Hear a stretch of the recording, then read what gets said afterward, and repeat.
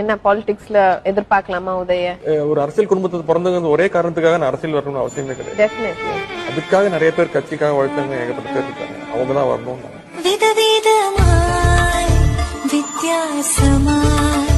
உங்க குடும்பத்தில இருந்து யாராவது இனிமே அரசியலுக்கு வர வாய்ப்பு இருக்கா சார்?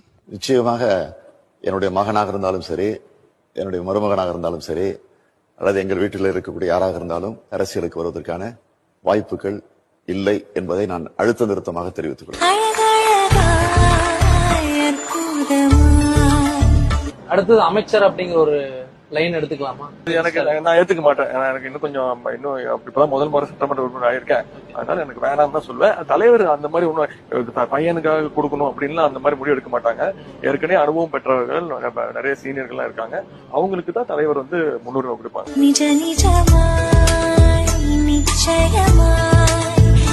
தொட்டு தொடரும்